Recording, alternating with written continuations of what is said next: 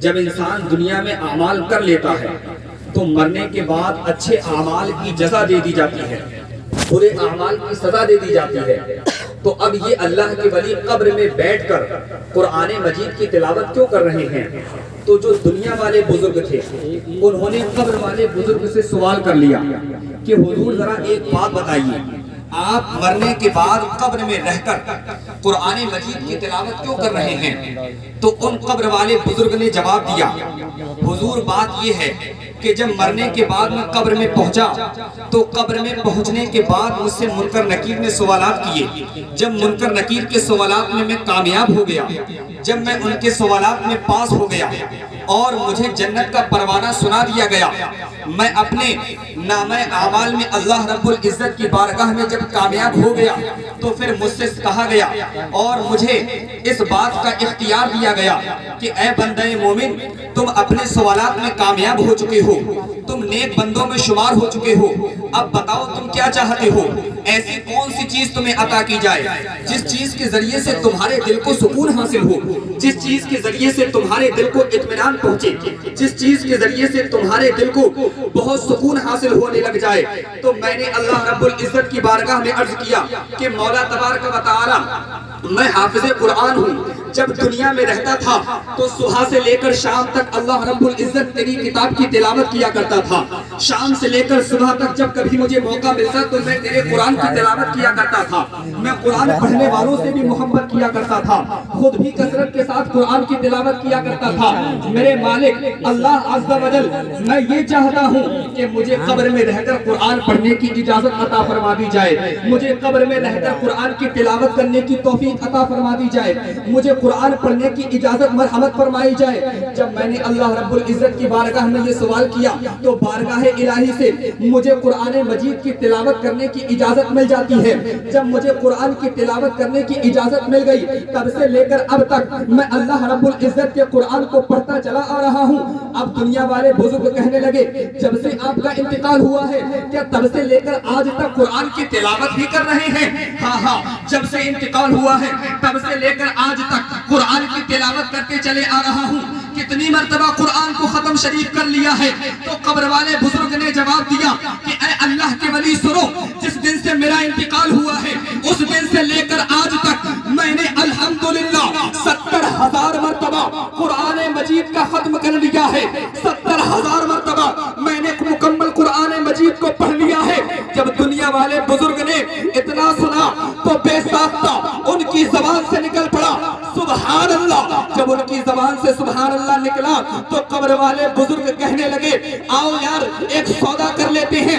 کس طرح کا سودا کرنا چاہتے ہیں؟ سودا کچھ اس طرح کا کر لیتے ہیں کہ میں نے مرنے کے بعد سے لے کر اب تک 70,000 مرتبہ جو قرآن کی تلاوت کی ہے اس کے بدلے میں اللہ نے مجھے جو ثواب عنایت فرمایا ہے وہ ثواب تم لے لو، اور تم نے ابھی ایک مرتبہ جو سبحان اللہ کہا ہے اس ایک مرتبہ سبحان اللہ کہنے پر اللہ نے تمہیں جتنا ثواب عطا فرمایا ہے وہ ثواب مجھے دے دو۔ اب دنیا والے بزرگ پریشان ہو کر حیران ہو کر کہنے لگے حضور یہ کیسا سودا کر رہے ہیں؟ کہا 70,000 مرتبہ قرآن مجید کا ختم شریف، کہا ایک مرتبہ سبحان اللہ، یہ کس طرح کا سودا ہے؟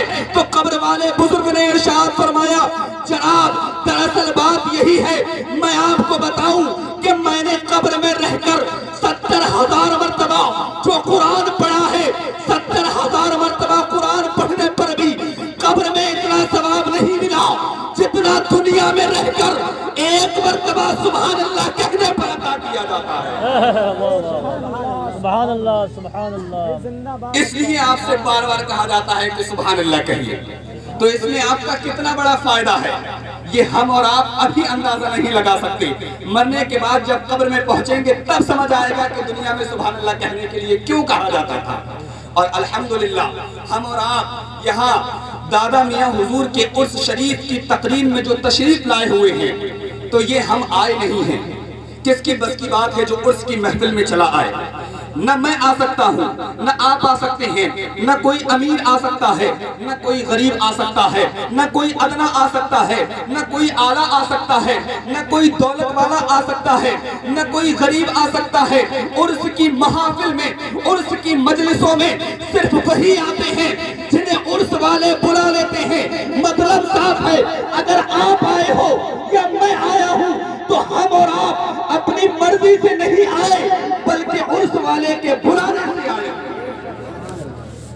الحمدللہ اللہ کے ولیوں سے اگر سچا عشق ہو جائے، اللہ کے ولیوں سے اگر سچی محبت ہو جائے، اللہ کے ولیوں سے اگر سچا پیار ہو جائے تو انسان کی بگڑی بن جاتی ہے۔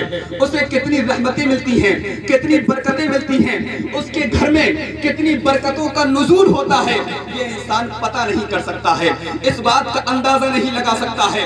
میں آپ کو بتاؤں کہ اللہ کے ولیوں سے اپنے آپ کو وابستہ کر لینے پر اللہ رب العزت کتنے بڑے فیوز و برکات سے انسان کو مالا مال کر دیتا ہے۔ حضرت محدث دہلوی ایک واقعہ نقل فرماتے ہیں، جن کا حضرت محدث دہلوی نے ایک واقعہ نقل فرمایا ہے۔ بڑے مشہور و معروف ولی اللہ گزرے ہیں جن کا نام ہے حضرت خواجہ مرزا مظہر جانے جانا علیہ رحمت و رضوان۔ یہ بڑے مشہور و معروف اللہ کے ولی ہیں۔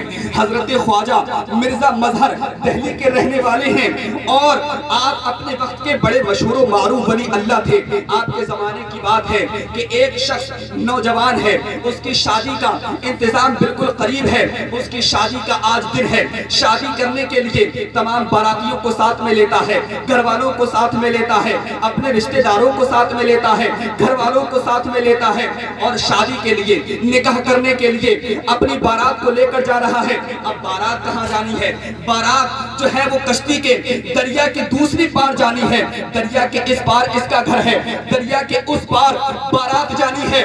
اب یہ پورا قافلہ کشتی میں سوار ہو کر، دو کشتیوں میں سوار ہو کر دریا کے اس پار چلا جاتا ہے۔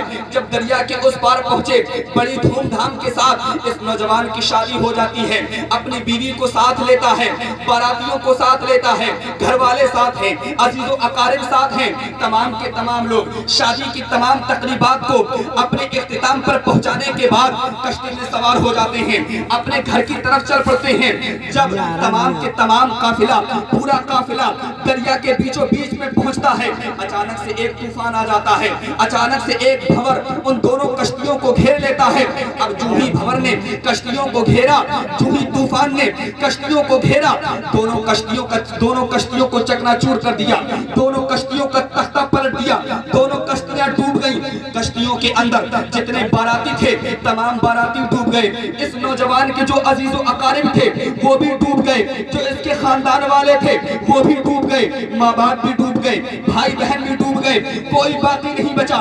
اس کی جو بیوی آئی تھی وہ بھی ڈوب گئی ہے۔ اب یہ بڑا پریشان حال ہے، کسی تختے کا اسے ایک سہارا مل جاتا ہے اور بڑا مشکل تمام کے ساتھ اس تختے کے سہارے کنارے تک پہنچ جاتا ہے۔ جو ہی کنارے پر پہنچا، کنارے پر اترا، اب کنارے پر اترنے کے بعد حیران اور پریشان ہو کر کنارے پر بیٹھا ہوا ہے، دل بڑا حیران ہے، دل بڑا پریشان ہے، بڑا غمگین ہے۔ اب کروں تو کیا کروں؟ نہ اہل خاندان زندہ رہے ہیں، نہ گھر والے زندہ رہے ہیں، نہ ماں باپ زندہ رہے ہیں، نہ بھائی بہن زندہ رہے ہیں۔ سوچا تو یہ تھا کہ ایک نئی زندگی شروع کروں گا، ایک نئی زندگی کا آغاز کروں گا، لیکن انجام یہ ہوا کہ زندگی کا تختہ الٹ گیا ہے، انجام یہ ہوا کہ دن اور زیادہ برے آ گئے ہیں۔ اب پریشان حال بیٹھا ہوا ہے، اچانک سے دل میں خیال آتا ہے جب کہیں پہ کوئی آسرا نہ بچے، جب کہیں پہ کوئی سہارا نہ بچے تو اللہ کے ولیوں سے سہارا لینا چاہیے، اللہ کے ولیوں کی بارگاہ میں جانا چاہیے۔ اب اس نے سوچا کہ اب میں اپنے گھر پہ جا کر کیا کروں گا؟ اپنے گھر نہیں جاؤں گا، بلکہ ایسا کرتا ہوں کسی اللہ کے ولی کے دربار میں چلا جاتا ہوں، کسی اللہ کے ولی کے دربار میں جا کر خدمت گزاری کے کام کو انجام دینے لگ جاتا ہوں۔ اللہ کے ولی کے دربار میں جا کر جب خادم بن کے رہوں گا، دنیا بھی سنور جائے گی اور آخرت بھی سنور جائے گی۔ اب یہ بندہ مومن کنارے کنارے چلتا جا رہا ہے، اس کی نظر اٹھتی ہے، سامنے ایک دھوبی دکھائی دیتا ہے جو کنارے بیٹھ کر کپڑوں کو دھو رہا ہے۔ جب اس بندے نے اس دھوبی کو دیکھا، اس کے قریب پہنچا، اس دھوبی کی نظر اس نوجوان پہ پڑی تو کہنے لگا جناب کہاں سے آ رہے ہو؟ بڑا پریشان دکھائی دے رہے ہو۔ پورا ماجرا بیان کیا، پورا واقعہ بیان کیا، کہنے لگا میں نے سوچا تھا کہ آج میں ایک نئی زندگی کا آغاز کروں گا، لیکن میری زندگی کا تختہ الٹ گیا ہے، میری زندگی کا پاسا پلٹ گیا ہے، میری زندگی تباہ و برباد ہو گئی ہے۔ اب میں یہ ایک نیک ارادہ اپنے دل میں لے کر بیٹھا ہوا ہوں کہ میں کسی اللہ کے ولی کی بارگاہ میں جاؤں گا، کسی کامل اللہ کے دربار میں جاؤں گا، وہاں جا کر خدمت گزاری کروں گا تاکہ میری دنیا بھی سنور جائے، تاکہ میری آخرت بھی سنور جائے۔ لہذا میں کسی نیک اللہ کے ولی، کسی کامل اللہ کے ولی کی تلاش میں نکلا ہوا ہوں۔ اور قسمت کی بات یہ ہے، تعجب کی اور خوشی کی بات یہ تھی کہ وہ دھوبی جو کنارے پر بیٹھا ہوا اپنے کپڑوں کو دھو رہا تھا وہ کوئی اور نہیں بلکہ حضرت خواجہ مرزا مظہر جانے جانا کا ایک سچا مرید تھا، حضرت کا ایک سچا عاشق تھا، حضرت کا ایک پکا غلام تھا۔ اس نے کہا آؤ میں تمہیں ایک ولی کامل کی بارگاہ میں لے کر چلتا ہوں، آؤ میں تمہیں ایک سچے ولی کی بارگاہ میں لے کر چلتا ہوں۔ اس نے نوجوان کا ہاتھ پکڑا، حضرت خواجہ مرزا مظہر جانے جانا علیہ الرحمت و رضوان کی بارگاہ میں لے کر پہنچ گیا۔ اب حضرت کی بارگاہ میں جو ہی نوجوان کو پہنچایا، حضرت نے نوجوان کی طرف اپنی نگاہ ولایت کو اٹھایا، اس کے بعد ارشاد فرماتے ہیں ٹھیک ہے ہم تمہیں اپنی مریدی میں شامل کر لیتے ہیں، لیکن ہمارے یہاں کا ایک قانون ہے، ہمارے یہاں کا ایک قاعدہ ہے، ہمارے یہاں کا ایک اصول ہے کہ جب ہم کسی کو اپنے سلسلے میں داخل کرتے ہیں، جب ہم کسی کو اپنی مریدی میں داخل کرتے ہیں تو پہلے اس سے ایک وعدہ لیا کرتے ہیں، پہلے اس سے ایک اعتماد لیا کرتے ہیں، اور وہ وعدہ کیا ہے؟ وعدہ یہ ہے کہ اگر تیرا پیر تجھ سے یہ کہے کہ اپنے مسلح کو شراب میں نچوڑ دے تو تجھے سوال نہیں کرنا ہے، چوچرا نہیں کرنا ہے، بلکہ اپنے مسلح کو شراب میں نچوڑ دینا ہے، شراب میں ڈال دینا ہے۔ اگرچہ مسلح نماز پڑھنے کی چیز ہے، شراب ایک غلیظ چیز ہے، لیکن پیر کی بات پہ سوال نہیں کرنا، پیر کی بات پہ چوچرا نہیں کرنا، پیر کی بات پہ ایوا نہیں کرنا۔ کیوں؟ کیونکہ اگر تیرا پیر کامل ہوگا، اگر تیرا پیر اکمل ہوگا، اگر تیرا پیر پہنچا ہوا ہوگا تو مسلح شراب میں پڑنے سے پہلے وہ شراب کو دودھ میں تبدیل فرما دے گا۔ حضرت خواجہ مرزا مظہر جانے جانا علیہ الرحمت و رضوان کی اس قول کو سنا تو حضرت خواجہ مرزا مظہر کے اس وعدے پر اس نے لبیک کہہ دیا، اس بات پر لبیک کہہ دیا اور کہنے لگا حضور مجھے آپ کی یہ بات قبول ہے اور میں آپ کی اس بات پہ یقین لاتا ہوں، ایمان لاتا ہوں کہ میں وہی کروں گا جیسا آپ کا حکم ہوگا۔ اب یہ نوجوان کئی دنوں تک حضرت خواجہ مرزا مظہر علیہ الرحمت و رضوان کی خدمت میں رہنے لگا، بہت دنوں تک حضرت کی خدمت گزاری کرتا رہا۔ جب ایک لمبا عرصہ گزر گیا اب حضرت خواجہ مرزا مظہر نے اپنے اس نوجوان مرید کو بلایا اور بلانے کے بعد ارشاد فرماتے ہیں کہ اے نوجوان مرید ادھر آؤ۔ اپنی جیب میں ہاتھ ڈالتے ہیں اور کچھ پیسے نکالتے ہیں، پیسے نکالنے کے بعد نوجوان کی طرف بڑھاتے ہیں اور ارشاد فرماتے ہیں جاؤ ان پیسوں کو لے کر چلے جاؤ اور طوائف کھانے چلے جاؤ، طوائف کھانے چلے جاؤ، کوٹھے پر چلے جاؤ۔ مع اللہ رب العالمین مرید کے دل میں، نوجوان کے دل میں خیال آیا یہ اتنے بڑے اللہ کے ولی، اتنے پہنچے ہوئے اللہ کے ولی اپنی جیب سے پیسے نکال کے دے رہے ہیں اور کہتے ہیں کہ کوٹھے پر چلا جاؤں، طوائف خانے پر چلا جاؤں، یہ کیسا حکم ہے؟ لیکن پھر اچانک سے وعدہ یاد آ جاتا ہے، پھر اچانک سے حضرت کا قول یاد آ جاتا ہے۔ حضرت نے فرمایا تھا کہ اگر پیر کہے مسلح کو شراب میں ڈال دے تو ڈال دے، سوال نہیں کرنا ہے۔ لہذا چپ چاپ سے پیسے لے لیے اور کوٹھے کی جانب روانہ ہو گیا، طوائف خانے کی جانب روانہ ہو گیا۔ جب طوائف خانے پر پہنچا، پہنچنے کے بعد سب سے پہلے ایک دروازے کو کھٹکھٹایا، جو ہی دروازے کو کھٹکھٹایا اندر سے ایک لڑکی باہر آتی ہے اور اس لڑکی نے جیسے ہی باہر نکلی، نکلنے کے بعد اس نوجوان پر جب اس لڑکی کی نظر پڑی تو اچانک سے چیخ مارتی ہے اور چیخ مار کے نیچے گر جاتی ہے، بے ہوش ہو جاتی ہے۔ اب یہ نوجوان بڑا پریشان، ایک تو ویسے ہی پہلے سے سوچ رہا تھا کہ طوائف خانے پہ حضرت نے بھیج دیا ہے، اوپر سے دوسری مصیبت گلے پڑ گئی کہ ایک لڑکی اسے دیکھ کر بے ہوش ہو گئی ہے۔ تھوڑی دیر کے بعد اللہ کا کرم ہوا کہ اس نوجوان لڑکی کو ہوش آ جاتا ہے۔ جب اس لڑکی کو ہوش آیا تو اس نے اس لڑکی سے پوچھا کہ اے نوجوان لڑکی آخر تم ہو کون، تمہارا معاملہ کیا ہے، تم مجھے دیکھ کر بے ہوش کیوں ہو گئی، تمہاری چیخ کیوں نکل پڑی؟ وہ لڑکی کہتی ہے مجھ سے مت پوچھو، تم بتاؤ کہ تم کون ہو، تم کہاں سے آئے ہو؟ اس لڑکی نے اس نوجوان سے سوال کیا کہ تم کہاں سے آئے ہو؟ نوجوان نے کہا میں بعد میں بتاؤں گا، پہلے تم بتاؤ کہ تم کون ہو، مجھے دیکھ کر تمہیں چیخ کیوں آئی، مجھے دیکھ کر تم گر کیوں گئی، بے ہوش کیوں ہو گئی؟ لڑکی نے کہنا شروع کیا دراصل بات یہ ہے میں یہاں اپنی مرضی سے نہیں آئی ہوں، میں یہاں اپنی رضامندی سے نہیں آئی ہوں، بلکہ میں یہاں قیدی بنا کر رکھی گئی ہوں، میں یہاں بندی بنا کر رکھی گئی ہوں۔ اور مجھے تمہیں دیکھ کر آج میری چیخ اس وجہ سے نکلی کیونکہ الحمدللہ جس دن سے میں یہاں پر آئی ہوں اس دن سے لے کر آج تک جب کوئی نوجوان میرے ساتھ کالا منہ کرنا چاہتا ہے، جب کوئی نوجوان میرے ساتھ، میری عزت کے ساتھ، میری عصمت کے ساتھ، میری آبرو کے ساتھ کھلواڑ کرنا چاہتا ہے، تو میں دیکھتی ہوں کہ ایک نورانی چہرے والے بزرگ میرے سامنے آ جاتے ہیں اور اس نوجوان کا گریبان پکڑتے ہیں اور اسے دور کر دیتے ہیں، میری عزت کو بچا لیتے ہیں، میری آبرو کو بچا لیتے ہیں، میری عصمت کو بچا لیتے ہیں۔ لیکن آج جب میں نے ان نورانی بزرگ کو نہیں دیکھا، جب آج میں نے تجھ نوجوان کو دیکھا تو میں گھبرا گئی، میری چیخ نکل گئی کہ آج وہ نورانی چہرے والے بزرگ یہاں موجود نہیں ہیں، آج میری عزت کو کون بچائے گا، آج میری آبرو کو کون بچائے گا، آج میری عصمت کو کون بچائے گا، اس لیے میری چیخ نکل گئی تھی۔ اب اس نوجوان کے سمجھ میں کچھ بات آنے لگی، اس نے کہا اے لڑکی ذرا یہ بتا، اگر میں تیرے پاس ان نورانی چہرے والے بزرگوں کو لے کر آؤں تو کیا تو ان کا چہرہ دیکھ کر انہیں پہچان سکے گی؟ اس نے کہا کہ بھلا اپنے محسن کو کون بھول سکتا ہے، اپنے احسان کرنے والے کو کون فراموش کر سکتا ہے، میں انہیں دیکھتے کے ساتھ ہی پہچان لوں گی۔ اب یہ نوجوان بھاگا الٹے پاؤں اپنے پیر و مرشد حضرت خواجہ مرزا مظہر کی بارگاہ میں پہنچا، جانے کے بعد عرض گزار ہوا حضور میرے ساتھ تشریف لے کر چلیے، کہاں لے جانا چاہتا ہے؟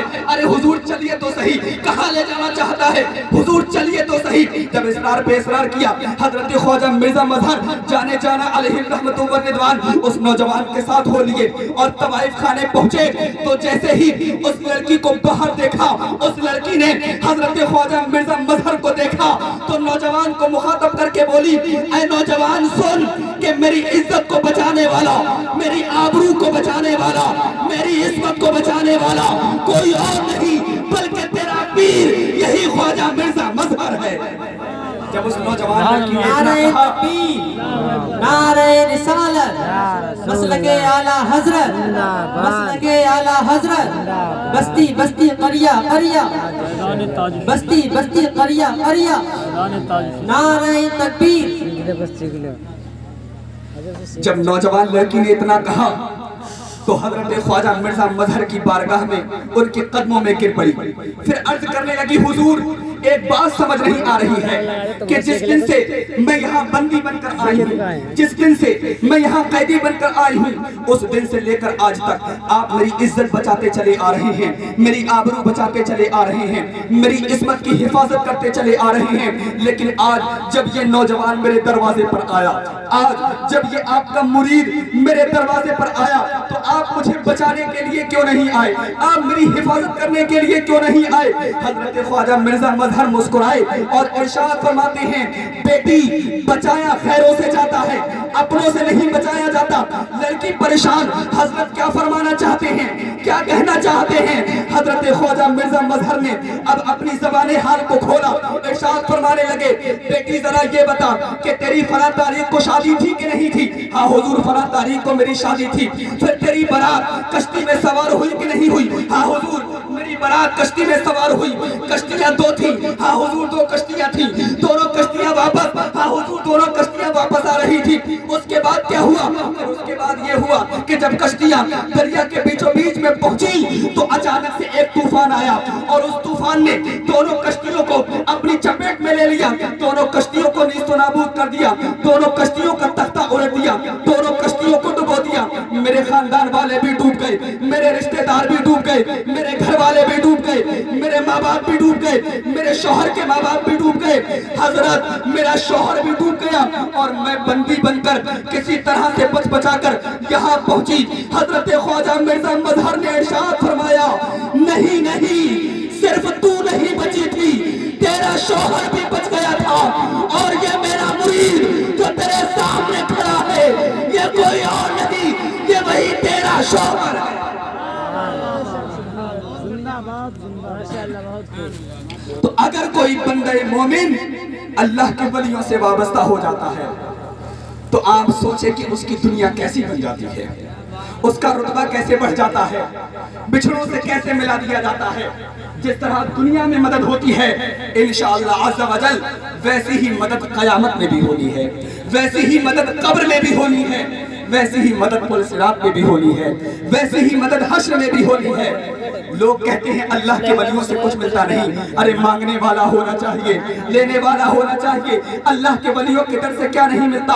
اگر مانگنے کے لیے ہاتھ، مانگنے کے لیے زبان ہو، لینے کے لیے ہاتھ ہو، تو اللہ کے ولیوں کی در سے کیا نہیں ملتا؟ رحمت اللہ کے ولیوں کی در سے ملتی ہے، برکت اللہ کے ولیوں کے در سے ملتی ہے، عظمت اللہ کے ولیوں کے در سے ملتی ہے۔ اور اگر مانگنے والا ہو تو جنت بھی اللہ کے ولیوں کے در سے ملتی ہے۔ مرنے کے بعد جب بندہ قبر میں پہنچے گا تو سوال اس سے تین ہونا، من ربوں کا، ما دینوں کا، ما تقول فی حق ھذا الرجل، نبی کے بارے میں کیا کہتا تھا۔ یہی تیسرا سوال کامیابی کا جو ہے وہ محور ہے، یہی مرکز ہے۔ اگر پہلے کسی شخص نے 2 سوالوں کے جواب دے دیے، تیسرے والے کا جواب نہ دے سکا تو وہ کامیاب نہیں کہا جائے گا۔ اب ایک وہ شخص جو کہتا تھا دنیا میں کہ اللہ کے رسول اور اللہ کے ولی مر کر مٹی میں مل گئے، جب قبر میں پہنچے تو فرشتوں نے کہا کہ جناب یہ بتاؤ اللہ کے رسول کے بارے میں کیسا عقیدہ رکھتے تھے۔ قربان جائیے عزیز ساتھیوں، اگر فرشتوں سے کہہ دیا کہ اللہ کے رسول مر کر مٹی میں مل گئے تو اتنا کوٹیں گے کہ کوٹ کوٹ کر کوفتہ بنا دیں گے۔ اور اگر اعلیٰ حضرت کا چاہنے والا ہو، مفتی اعظم سے محبت کرنے والا ہو، سرکار تاج الشریعہ سے محبت کرنے والا ہو، اولیاء اللہ پر جان نچھاور کرنے والا ہو، تو مرنے کے بعد جب قبر میں پہنچے گا فرشتے کہیں گے نبی کے بارے میں کیا کہتا تھا، تو وہ کہے گا گویا میں اعلیٰ حضرت کی زبان میں دنیا میں نبی کے بارے میں کہتا تھا اللہ کی سرتاوا قدم شان ہے یہ، انسان ہی انسان، وہ انسان ہے یہ، قرآن تو ایمان بتاتا ہے انہیں، ایمان یہ کہتا ہے میری جان ہے۔ نعرہ تکبیر، نعرہ رسالت، مسلک اعلیٰ حضرت مرشد دادا میاں حضور مولانا افسر رضا مرکزی صاحب قبلہ، نعرہ تکبیر، نعرہ رسالت۔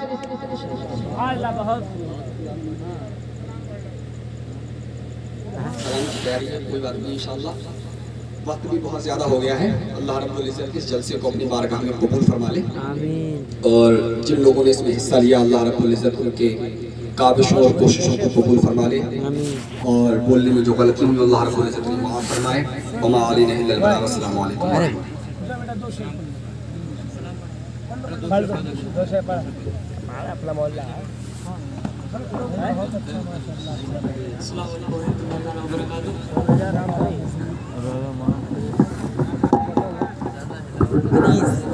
کیا ہے بغیر لگنا میں کرنا میں کو